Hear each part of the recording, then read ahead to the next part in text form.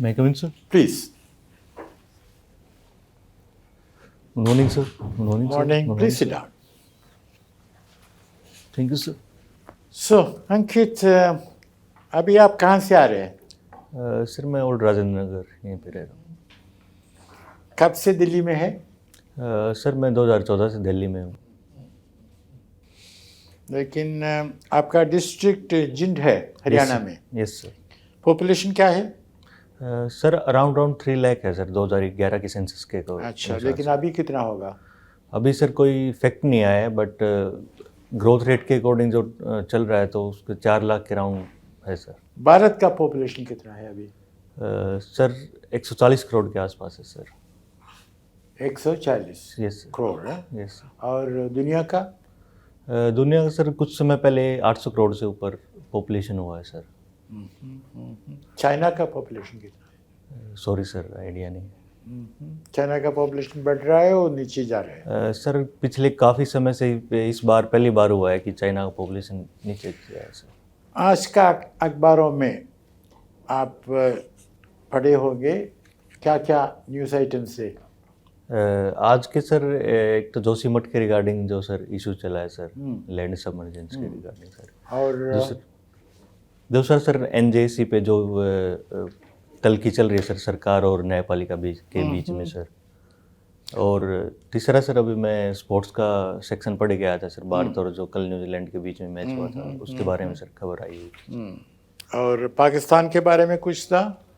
Sorry sir, याद नहीं है। याद नहीं है, ठीक है। आर्नोल्ड टॉइनबी आप पढ़ा है? No sir. अच्छा, कौन सी हिस्टोरियंस आप पढ़ा है? सर मैंने विपिन चंद्रा को पढ़ा है सर। ठीक है। इरफान अबीब को पढ़ा है सर। और रोमिला थापड़ को पढ़ा है सर। और रोमिला थापड़ का कौन सी किताब पढ़ा? सर बुक्स इतना नहीं पढ़ा है, बट एंशिएंट हिस्ट्री के रिगार्डिंग उनके व्यूज़ हैं सर, उनके बारे में पता है सर। और अगर आप जिनका डिस्ट्रिक्ट मजिस्ट्रेट है तो आपको प्रायोरिटीज़ क्या होंगी? सर मेरी फर्स्ट प्रायोरिटी सर जो कम लिंगानुपात है सर जींद में सर, सबसे फर्स्ट प्रायोरिटी रहेगी। उसके बाद सर सेकंड में सर जो इंडस्ट्रियल डेवलपमेंट का एक इशू है सर वो रहेगा। तीसरा सर हेल्थ का रहेगा, हेल्थ वाइज में। और सर चौथा फिर मैं एग्रीकल्चर के उस पर ध्यान दूंगा सर। हरियाणा में सेक्स रेशियो कैसा है? सर पिछले कुछ समय से बढ़ रहा है। 2011 के जनगणना के अनुसार सर 879 था सर। लेकिन अभी जो नए तथ्य आए जो सामने आए सर उसमें 914 हुआ है सर। उधर कुछ काम करना है ना? Yes sir. क्या करेंगे आप? सर उसके सर शॉर्ट टर्म और लॉन्ग टर्म मीजर्स हैं सर। शॉर्ट टर्म मीजर्स में जैसे सर जो पीएनसी जो एक्ट है सर 1994 में आया था सर, उसके जो इम्प्लीमेंटेशन अच्छी तरह से उसको इम्प्लीमेंट करेंगे सर, जो लीगल मेजर है। और दो सर सेकंड है सर जो एम्पावरमेंट का इशू है सर, वुमेन एम्पावरमेंट का इशू हो गया, या फिर जो सोशलाइजेशन का सर, जो जेंडर सेंसिटाइजेशन का इशू है सर। ठीक है, शुक्रिया। Thank you sir. तो आप हरियाणा से आते हैं, आपके माता पिता दोनों कृषि में? Yes sir. अच्छा, तो ये आप बताइए किस प्रकार की फसलों का उत्पादन होता है और उसमें अभी क्या समस्या है और आपके हिसाब से क्या इम्प्रूवमेंट हो सकता है?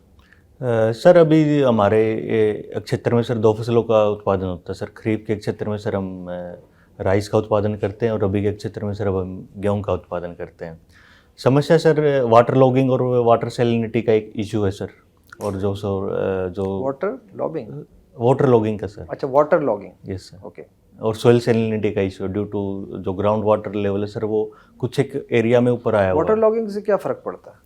सर वाटर लॉगिंग का सर डायरेक्ट इम्पैक्ट जो सोइल की फर्टिलिटी है सर उस पर पड़ता है सर। अच्छा, फर्टिलिटी कम होती जाती है? यस सर, कुछ समय के बाद उसकी फर्टिलिटी क्यों कम होती है? सर एक जो साल्ट होता है सर उसकी एक परत जम जाती है सर अपर लेयर के ऊपर सर सोइल। और क्या ये अपर लेयर को थोड़ा सा पानी कहीं दूर भी ले जाता है क्या? यस सर, लेकिन इतनी ज़्यादा मूवमेंट नहीं, क्योंकि हमारा जो एरिया है सर वो प्लेन एरिया है, तो हिल एरिया नहीं, स्लोप वाइज नहीं है तो। अच्छा, इस फर्टिलिटी को इम्प्रूव करने का क्या किया जाता है? क्योंकि मैं जहाँ तक मैं समझता हूँ कि जहाँ पे बहुत ज़्यादा केमिकल फर्टिलाइजर्स का उपयोग होता है या बहुत ज़्यादा 2-3 फसलें लेते हैं तो धीरे धीरे ज़मीन की फर्टिलिटी कम होती जाती है। इसको कैसे इम्प्रूव किया जाता है? सर इसके विभिन्न उपाय हैं पहला सर ऑर्गेनिक फर्टिलाइज़र का यूज़ करें, जैसे काउडंग केक हो गया, जीव मूत्रा हो गया सर। उसके बाद सर जो लेगुमिनस क्रॉप्स हैं लाइक पल्सीज हैं सर, गवार है उसको उगाएंगे सर उसमें, उस एरियाज़ में। फिर सर जो क्रॉपिंग पैटर्न है उसको हम चेंज करेंगे, क्योंकि अभी हमारे क्षेत्र में सर मोनोक्रॉपिंग पे ज़्यादा ध्यान दिया गया है। तो ये मैं कुछ उपाय लूँगा सर। अच्छा, आप ग्रीन हाउस, ये ग्रीन हाउस से क्या समझते हैं? Green house effect, green house gases, ये क्या है? सर ग्रीन हाउस गैसेज, कुछ गैसेज हैं हमारे वातावरण में जिसकी वजह से सर जो हमारा जो एटमॉस्फेयर है सर वो गर्म होता है। जो सूर्य की जो सर शॉर्ट वेव रेडिएशन आती हैं और जो अर्थ वापस इमिट करती है लॉन्ग वेव रेडिएशन को सर, जो ट्रैपिंग होती है सर हमारे एटमॉस्फेयर में, उसकी वजह से जो इम्पैक्ट, जो हमारा टेम्परेचर इंक्रीज होता है सर, उसको ग्रीन हाउस इफेक्ट कहते हैं सर। और ग्रीन हाउस इफेक्ट कैसे परिवर्तित हो रहा है, कुछ चेंज हो रहा है इसमें?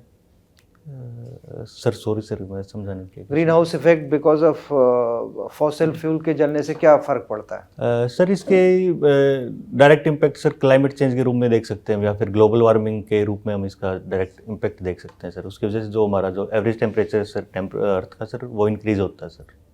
अच्छा, डायरेक्ट टैक्सेस और इनडायरेक्ट टैक्सेस से आप क्या समझते हैं? और भी इसका जीडीपी के रेशो में कितना कलेक्शन है इंडिया में? सर डायरेक्ट टैक्सेस वो होता है सर, जैसे जिस इंसान पे वो लगाया जाता है उसका भुगतान उसी इंसान को करना पड़ता है, सेम इंसान को। इनडायरेक्ट टैक्सेस सर वो होते हैं किसी जो उसका जो इम्पैक्ट है सर वो किसी थर्ड पर्सन पे पड़ता है सर। जैसे जीएसटी एक इनडायरेक्ट टैक्स में हम काउंट कर सकते हैं, या इनकम टैक्स, कॉर्पोरेट टैक्स को सर हम डायरेक्ट टैक्स में काउंट कर सकते हैं सर। और अभी मेरे को एग्जैक्ट आइडिया नहीं है सर कि उसका कंट्रीब्यूशन क्या है सर। ओके, यदि डायरेक्ट टैक्सेस मान लो कम है अपेक्षाकृत इनडायरेक्ट टैक्सेस का, तो इसका आपका क्या इंटरप्रिटेशन, क्या समझेंगे हम इससे? सर अगर डायरेक्ट टैक्सेस कम और इनडायरेक्ट टैक्सेस ज़्यादा, तो इससे मैं ये समझूंगा कि जो इनइक्वालिटी है सर वो इंक्रीज होगी, और जो एक बिलो पॉवर्टी लाइन या फिर जो जिसकी मिडिल इनकम आय है या फिर आय कम है, उस पर सर इसका नकारात्मक प्रभाव पड़ेगा और उसकी परचेजिंग पावर है सर वो कम होगी सर। अच्छा, और इक्वल और इक्वलिटी से क्या समझते हैं डायरेक्ट टैक्सेस में? इक्वल और सर इक्वल और इक्वलिटी, सॉरी सर। अच्छा, तो डायरेक्ट टैक्सेस मान लो कम ये डायरेक्ट टैक्सेस कम हो रहे हैं, तो इसमें समाज पे आप क्या प्रभाव समझते हैं? किस वर्ग को दबाया जा रहा है, किस वर्ग को कम वो किया जा रहा है? सर ऐसा नहीं बोल सकते किसी वर्ग को दबाया जा रहा है, क्योंकि डायरेक्ट टैक्सेस है सर समाज में कम नहीं हो रहे सर। वो विद हर साल बजट आता है तो सर उसका एक स्लेब फॉर्मेशन होती है सर, तो ऐसा नहीं बोल सकते कि डायरेक्ट टैक्सेस कम हो रहे हैं। लेकिन सर जो जिसकी निम्न आय वाला तबका सर उस पर इम्पैक्ट पड़ता है अगर डायरेक्ट टैक्सेस कम होंगे, क्योंकि जो सरकार के पास है एक्सपेंडिचर करने के लिए कम टैक्सेस कलेक्शन होगा सर। अच्छा, आप सिविल सर्विस में आपका चयन हो जाता है और आपको एक जिम्मेदारी दी जाती है रिक्रूटमेंट की। मान लो टीचर्स का आपको रिक्रूटमेंट करना, और ये फेयर एंड जस्ट होना चाहिए और इसमें कोई पॉलिटिकल इंटरफेरेंस नहीं होना चाहिए। आपका प्लान क्या होगा?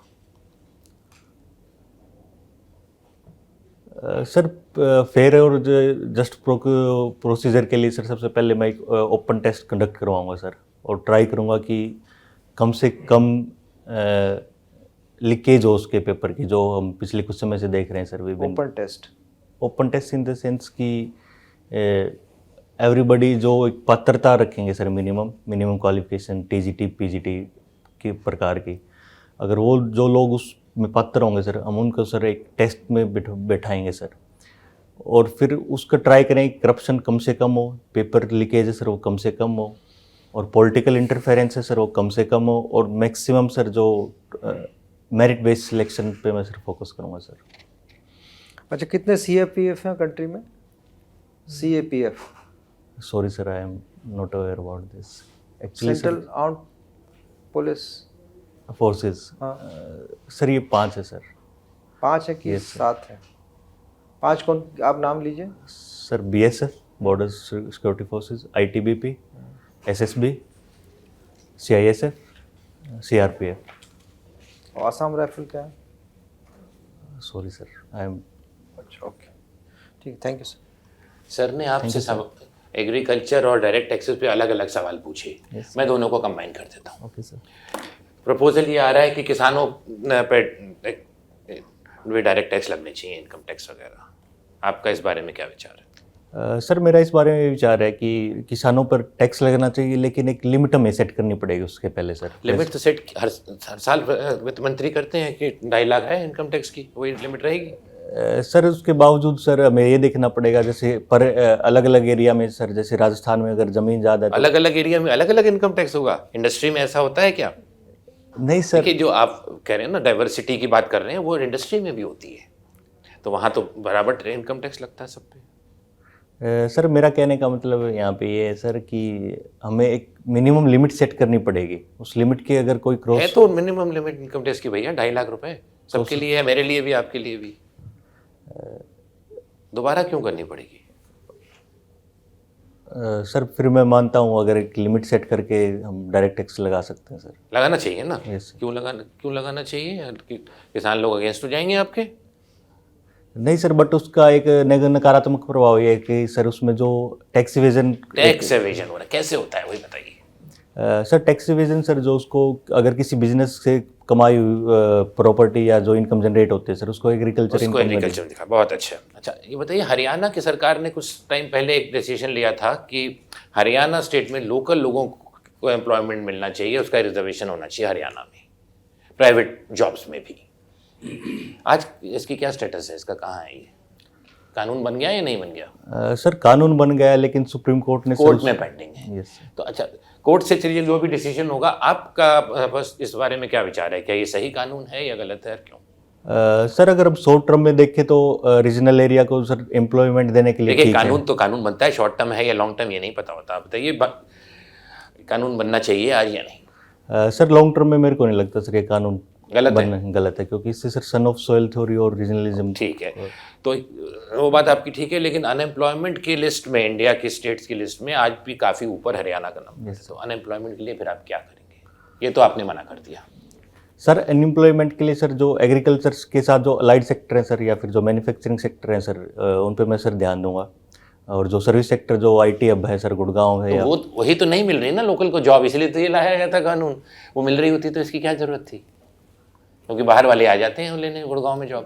सर रीजनल डेवलपमेंट का सर इशू है सर। कुछ एक क्षेत्र में सर जो इंडस्ट्रियल डेवलपमेंट है सर, कुछ एक क्षेत्रों में। तो आप क्या सुझाव देंगे उसके लिए? सर मैं डाइवर्सिफिकेशन की साइड जाऊंगा, जैसे one district one product scheme है sir. One district one product scheme, उससे सर जो, या फिर जियोग्राफिकल इंडिकेशन, जो जियोग्राफिकल टैग है सर, उसको सर प्रमोट करेंगे सर, ताकि जो एक स्पेशल डिस्ट्रिक्ट में, एक सिंगल डिस्ट्रिक्ट में। ठीक है, बहुत अच्छा।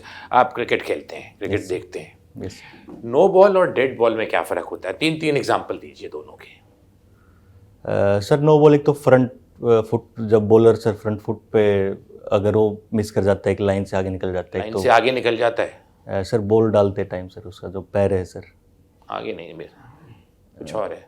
चलिए दूसरा बताइए। एक सर वेस्ट का है सर, अगर वेस्ट से ज़्यादा हाइट पे सर बॉल डाली जाएगी तो नो बॉल होगी सर। अभी तक सर मैं ये दो ही रिकॉल कर पा रहा हूँ। डेड बॉल के? डेड बॉल का सर, डेड बॉल नहीं देखा कभी क्रिकेट में? आप कह रहे हैं क्रिकेट वॉचिंग आपकी हॉबी है, अक्सर अंपायर ऐसे करता है। सर डेड बॉल का सर, वो जो अगर बॉल दो टप्पे, सॉरी सर, वो नहीं देखा होगा sir. Thank you sir. Okay Ankit, suppose करिए आप कहीं डिस्ट्रिक्ट मजिस्ट्रेट बन के किसी ज़िले में जाते हैं, तो आपको किस प्रकार की समस्याएं आपके सामने मुख्य रूप से आएंगी? सर एडमिनिस्ट्रेशन में एक तो सर जो मुख्य प्रकार की समस्या है, मैं ये बोल सकता हूँ कि एक तो पॉलिटिकल इंटरफेरेंस कुछ हद तक आ सकता है सर। छोड़िए उसको, प्रशासनिक बताइए। प्रशासनिक में लोग सर किस प्रकार के आवेदन लेके आएंगे, क्या गुहार करेंगे, क्या कहेंगे साहब हमारा ये काम DM साहब करा दीजिए? मैं इस समस्याओं के बारे में जानना चाहता हूँ। उस डिस्ट्रिक्ट, कोई भी डिस्ट्रिक्ट आप चुन लीजिए, अपने ही डिस्ट्रिक्ट को ले लीजिए, जींद को ही ले लीजिए। सर अलग अलग डिस्ट्रिक्ट, जैसे जींद में है सर, जींद को हमने कह दिया ना। सर जींद में सर एक तो हेल्थ का इशू है सर, उसके हेल्थ इशू, आप फिर बुलेट पॉइंट बताइए। हेल्थ इशू सर, एजुकेशन का रिगार्डिंग सर, एजुकेशन में जो जींद इतना अच्छी तरह डेवलप नहीं है सर, और क्राइम्स अगेंस्ट वुमेन है सर, ये भी एक इशू है सर। तीन मुख्य समस्याएं हाँ सर आएंगी। और कास्ट वायलेंस भी कुछ हद तक है सर। अब चारों के बारे में बताइए, सोल्यूशन आप क्या देना चाहेंगे? सर हेल्थ में सर जो मैं गवर्नमेंट हॉस्पिटल है सर या फिर जो प्राइमरी हेल्थ केयर हैं जो गांव में सर उनको स्टैब्लिश करने पे सर ध्यान ऑलरेडी स्टेब्लिश्ड है वहाँ पे। सर उसका इम्प्लीमेंटेशन अच्छे से नहीं हो पा रहा सर। उसका इम्प्लीमेंटेशन मतलब जो वर्कर है या डॉक्टर है सर टाइम से नहीं जा पा रहे कैसे इंश्योर करेंगे कि डॉक्टर रेगुलर आना शुरू करे और वो अपनी प्रैक्टिस करना बंद कर दे? सर प्रैक्टिस में ये उसकी प्रैक्टिस पर्सनल उस पर नहीं बोल रहा बट बायोमेट्रिक का हम एक यूज़ कर सकते हैं। जैसे हरियाणा गवर्नमेंट एक पॉलिसी भी लेके आई, बॉन्ड पॉलिसी लेके आई है। अटेंडेंस उसका एश्योर करेंगे Yes, कि sir. वो आए डॉक्टर। Very good. दूसरा बताइए। एजुकेशन में सर जो गवर्नमेंट कॉलेजेस है सर या फिर जो क्वालिटी टीचर की रिक्रूटमेंट है सर मैं उसको फोकस करूंगा सर। और जो एलिमेंट्री स्कूल्स है जो गवर्नमेंट स्कूल्स है सर उनकी स्ट्रेंथनिंग पे फोकस करूंगा सर।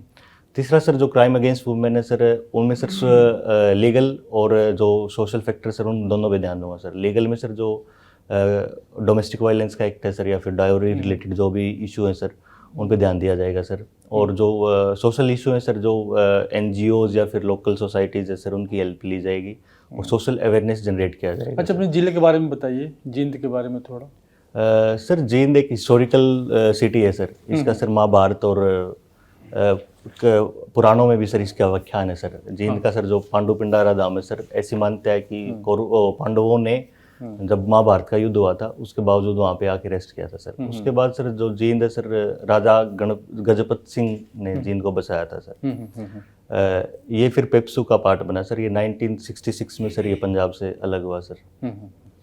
अच्छा, अगर आप अपने किसी मित्र को बताएं कि हरियाणा आओ और ये चीज़ें देखो, वो 5 चीज़ें क्या होंगी? कहाँ जाना चाहिए? जो कुछ भी इसको ज्ञान नहीं है हरियाणा के बारे में, उसके भूगोल के बारे में, तो आप उसको क्या सजेस्ट करेंगे कि आप 5 चीज़ें ज़रूर देखना? क्या क्या? सर मैं एनसेट साइट में सर राखीगढ़ी को बोलूँगा सर कि आप राखीगढ़ी जा सकते हो क्योंकि हड़प्पा की वहाँ पे साइट है सर। अगर एडवेंचर के उसमें अभी देखो न्यूज़ में क्यों आया था अभी राखीगढ़ी के बारे में? कुछ चीज़ें पब्लिश हुई थी पेपर में, कुछ ज्ञान है आपको इसके बारे में? सर याद नहीं। अच्छा, ओके, 4 चीज़ और बता दीजिए। सर सूरजकुंड का फेयरक्राफ्ट है सर, हम्म। एक वो है सर। फिर सर जो पैराग्लाइडिंग जो एडवेंचर टूरिज्म है सर पिंजौर या प्लीज़ मोरनी। बताइए जहाँ वो जरूर जाए। Sir Morni hill sir I will ठीक है, रेफर। हिल बताइए। और सर रानी तालाब सर जो जींद का ही है सर क्योंकि वहाँ पे बॉलीवुड फिल्म की भी एक की शूटिंग हुई है सर। सर 4 ही तो हुआ, एक और बताएं। सर हिसार में बोल सकता हूँ सर। हिसार में भी काफ़ी मेरा आखिरी प्रश्न है, नेट जीरो इमिशन का टारगेट क्या है? सर इंडिया का 2070 तक नेट जीरो मिशन का टारगेट 2070? 70। तो आपको लगता है कि हम अचीव कर लेंगे या टारगेट हमसे ज़्यादा है, नहीं हो पाएगा? सर जिस ग्रोथ रेट से सर हम चल रहे हैं तो मेरे को लगता है सर हम अचीव कर लेंगे। ग्रोथ रेट तो मतलब डेवलपमेंट होता रहेगा तो धुआं निकलता रहेगा। Growth rate sir in the sense, sorry sir मेरा कहने का मतलब ये है कि हम जो हमारा कार्बन फ्री की साइड जा रहे हैं, हमने जो 2022 में जो टारगेट रखे सर रिन्यूएबल एनर्जी के सर हमने वो अचीव कर लिए सर। आपको लगता है अचीव हो जाएगा? हाँ sir. Thank you. Thank you sir. Bharat के चुनाव आयोग के संदर्भ में आज कोई विशेष दिवस मनाया जा रहा है? Sorry sir I am not याद एबल टू नहीं आ रिकॉल। रहा है। Yes sir. अच्छा, चलिए छोड़िए इसको। ये बताइए आप तो इतिहास पढ़े हुए हैं, है ना? भारत में जिस समय अकबर का शासन था उस समय इंग्लैंड की स्थिति क्या थी? इंग्लैंड में कोई 2 प्रसिद्ध व्यक्ति रहे हों, उनका नाम बताइए।